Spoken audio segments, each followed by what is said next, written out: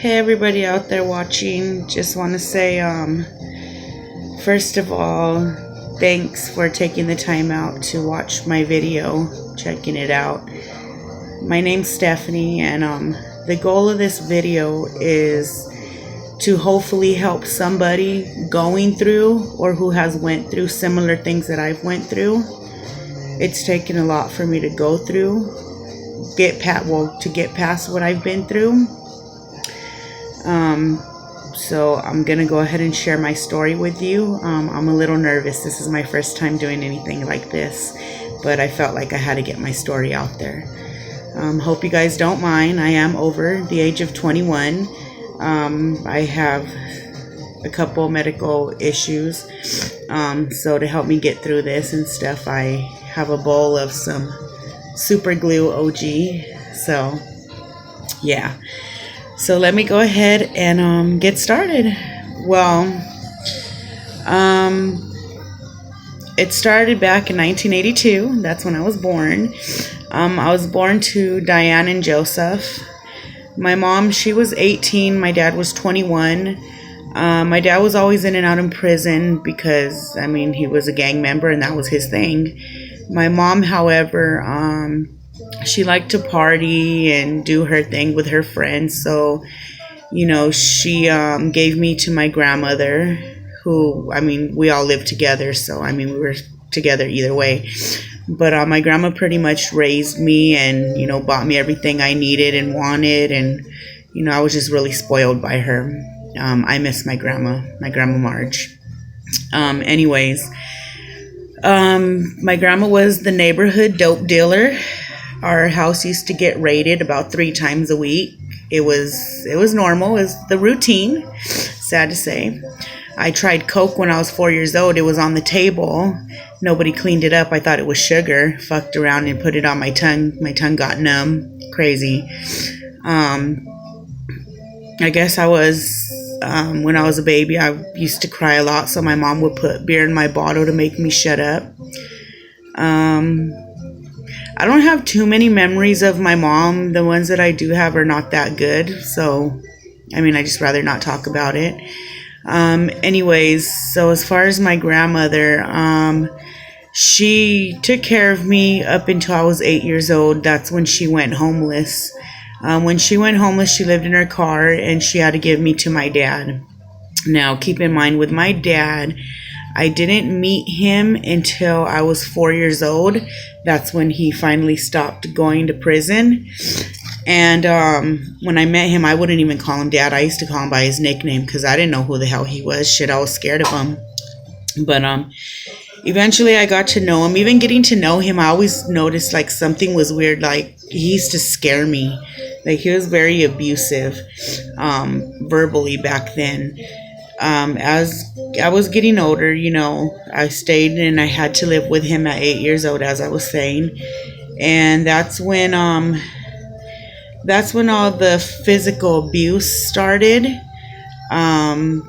He would smack me around, you know, make my face bleed, make my nose, my mouth, you know. He tried kicking me in the face. He choked me out, like just a bunch of evil shit. When I was 8, though, he started sexually molesting me. He would come into my room at night when we'd all be asleep, and he would start touching me. That went on for a long time. I never said anything to nobody because I was scared, and, you know, I knew what he was capable of doing. I mean, he used to threaten me that he would kill me and bury me in his own backyard. I mean, how evil is that? And keep in mind, this fool is a Christian pastor. He preaches. To this day, he still preaches. Really sad. But, yeah, up until I was 12, he put some hickeys on my neck, and my stepmom, she seen it. She asked me about it. I just put my head down and didn't say shit. She asked my dad about it. My dad lied and told her that, probably the boy downstairs did it. But it's like, okay, everybody who knows my dad knows if I were to kiss a boy, let alone even be alone with a boy, my dad would have beat the shit out of me. Like, I would be black and blue.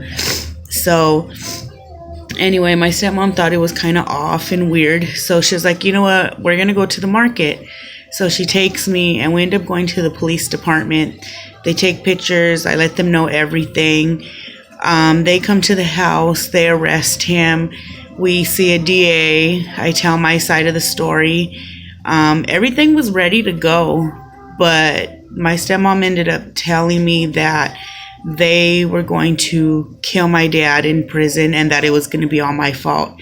Now, being a young kid, having that on your conscience when you're not an evil person, like that's not me. I can't. I can't, that's evil. No matter what anybody's done to me, I can't be like that. So, I told the DA that I was lying. I dropped charges, all that stuff. Anyway, so he got out. I was home. He ended up seeing me at home, and he gave me a hug in the room and told me he was sorry and he didn't mean to do what he did. He don't know why he did it, yada yada yada. Anyway, a few days passed by, and then the managers tell him something, which was his daughter said something about me, whatever. My dad ended up beating my ass inside the car. That night, after he beat my ass, I ran away, called the cops, said that he had touched me again. That time, he didn't do none of that, but he did beat my ass. The reason I ran away and did it is because my stepmom told me, you know what, call the cops tonight. I'll keep him in the room, sneak out, call the cops. He'll go to jail. I'll take care of you. We won't have to worry anymore. Okay, cool. So I did what I did. He goes to jail. The DAs don't believe me. They think I'm just like playing games or whatnot. So my stepmom tells me, hey, your dad's going to be getting out in a couple days and I'm going to let him come back. In my head, I'm like, what the hell, She goes, so I can't take care of you no more. We got to get you out of here. So the next day she takes me to the Norwalk police station, tells them what was going on and how my dad's coming home. So basically she ended up leaving me there to be put in a foster home. I did ask if I can go with my grandma or anyone from my mom's side of the family, but she told the police no, because my dad would find me and he would hurt me, that I wouldn't be safe. So I ended up going to a foster home in West Covina. I lived with a family out there up until I was 12 and a half when they took me there. I stayed there up until I was 15. It was cool and all, but like once, I don't know, when I was in there, I just felt so rebellious and stuff. Like I would go to parties that lasted 3 days. I was drinking and not beer. I was drinking liquor, like gallons of Bacardi. It was crazy. I was smoking weed. I was lying, sneaking out the house, not going to school. Like it was crazy. And then when I was 15, I got in contact with my aunt and uncle, which is my mom's brother. They ended up fighting to get custody for me. During that time, they were getting custody of me. The foster mom got mad because that's no more money for her, and she started being mean to me. But I mean, that lady was already like, I could tell she was mean because she used to beat up one of the girls in there with the broomstick. It was crazy. But yeah, she started hating, and then eventually she ended up passing away. My aunt and uncle got custody of me. I stayed with them, went to Paramount High. I was doing okay there. There was a time in my life where I was thinking about getting jumped into the neighborhood. It's a family neighborhood, but I didn't get jumped in. Instead, I used to hang out with another neighborhood in Compton, and they were, my cat scared the shit out of me. Anyways, yeah, I started doing dope, and it was crazy. Yes, this is my cat. Sorry, everybody. But yeah, anyways, in high school, I ended up meeting a guy and I had a kid. Didn't graduate high school, but I did make it to 12th grade. I had my son. I almost died having him. But thank God I made it. He was 11 pounds, 9 ounces, 21 and a half inches, and I was only 8 months pregnant. Crazy, huh? Anyways, and then a year and a half later, I had my daughter. I ended up getting more into dope after that. I just felt like I couldn't be a mom because I didn't have a mom or a dad. and everything I knew was just like, it was crazy. Like, it wasn't like a regular family. So I mean, I had a lot of anger and a lot of stuff going on, and I ended up just letting crystal meth take over to cover the pain and cover everything I was going through. And it caused me to split up from my kid's father. It caused me to become homeless. During that time I was homeless, I was doing dope, walking streets, and never prostituted. Thank God. I never stooped to that level. Um, However, I did have a job. I did make sure that no matter what, I made it to my job every single day. I ended up meeting some people. They were crackheads, but I mean, they helped me out. They let me stay with them. I ended up meeting this girl's sister in East LA, and she ended up helping me out. I didn't let go of the dope, but I wasn't on the street. I had money. I was doing my thing. I ended up meeting a guy, little youngster, who ended up, he realized that the girl, the crackhead I had met, that she wasn't a good friend, but her sister was. And her sister used to let me borrow the car to go to Orange County to go, see this guy. And he ended up toward the end having me come stay with him. And, he was just a little youngster. He was 16 at the time. I was already 22. He took me in. He took care of me. He helped me out. We're together to this day. We've been together 13 years. We have a 11-and-a-half-year-old daughter together. I feel like God's blessed us with that. During the time of being with him, we were doing dope before my daughter, and then, eventually we stopped or whatever. Before him, though, I went out with other guys, and like they were okay, but there was some that were abusive. There were some that were dope heads. All of them were gang members. And it's just a pattern, I think, that I followed because of everything I grew up seeing of how my dad was and all that. And, I used to see my dad beat the shit out of my stepmom, and, she would stay. And even though she put him in jail, like, I don't know, it was crazy. Like, she still stayed. Anyway, during that time, I was told that my dad knew where I was and what I was doing, and that for me to watch my back because he was going to hurt me. He never found me. But during the time I was with my first baby's father, I tried to forgive my dad for what he did, and I ended up moving next door to him to help him out, take care of my brothers and sisters.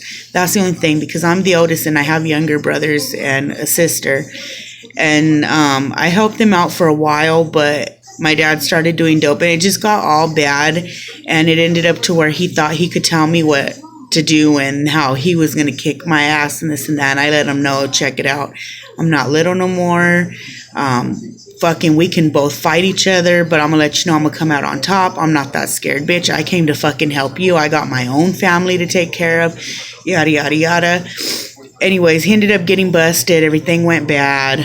And then that was around the time, like I was saying, how I ended up meeting this guy that I'm with now. Yeah, so anyways, during all this time, I'm with this guy, and I started going through a really hard depression and wanting to kill myself and, just stupid shit. And, I wouldn't be able to sleep. And sometimes I still have anxiety where I can't sleep and do stuff, but it's not as bad as what it was before. Like, I don't want to hurt myself. I don't want to kill myself. And that's what I mean when I'm saying I hope to help somebody. I hope this video can help somebody out, is because I attempted maybe 3 times to hang myself. Thank God it didn't work, because I'm still here. And I'm here because of the grace of God. I had to learn how to pray and let everything go in God's hands. And thanks to him, he was able to teach me how to forgive and not, I don't have to forget, because I can never forget something like that. But for me to be happy and me to move on, I needed to forgive for myself, not for my dad, but for myself, and I've done that. So, I mean, I can honestly say I'm happy. Everything's going good. And anybody who's out there who's going through the same thing, if you've been molested, raped, by a family member, a stranger, doesn't matter who it is, it's still evil, it's still wrong either way. And though it's hard to get over it, and you are going to make a lot of mistakes in your life because of this, you're going to suffer from it. But that's when you got to stop and you got to look and be like, you know what, I just need to get down on my knees and pray and leave it in the Lord's hands. And the Lord, He's going to help you. You pray, you have faith, and you ask Him for the strength, and He'll help you. He'll touch you. You know, He'll heal your heart, because He's healed my heart, and He's allowed me to move on. You know, and in the end, my dad's going to suffer for what he did, because God will judge him on Judgment Day. He will have to pay for what he's done. You know, because of my dad, my family turned their back on me. None of my dad's family wants shit to do with me. They all said I was lying. They all said it wasn't true. Nobody did shit about it. Nobody believed me. Everybody talked bad about me. But then a few years later, he goes and he rapes my cousin. Then all of a sudden, people find out that, yeah, what he did do is true. Okay, yeah, so it was. We were just didn't want to hear it. So, you know, now they want to have him killed. Now they want to do this. Now they want to do that. But it's like, didn't anybody ever stop to think, okay, where's Stephanie? Why is it that she was here all the time, 24/7, and now all of a sudden now she's gone? Nobody thought to ask where I was, or to look for me, or to help me out. And to this day, nobody helps me out. You know, my mom, I understand, she was on drugs ever since the age of 18. She died in 2016 to a heart attack, you know, from a blood clot. So, you know, she was young, but I understand, you know, drugs block out everything. And it doesn't help, and it just numbs you, and you don't think straight. So I don't blame her. I don't blame my mom. I'm not mad at my mom for anything that she's done. You know, I forgive her for everything. She was a young mother, and she didn't know. And I forgive her. And, you know, I have her ashes in my house. You know, I talk to her. I have a little thing for her where she sits. And I love my mom. You know, me and my sister, we did everything, raised money, did her service and everything, just us together, you know. So I love my mom, and I know she's resting in peace, and I forgive her for everything. But my father, like I said, I forgive him, but I'll never forget it. And, you know, I just want you all to know that, hey, things happen in this life.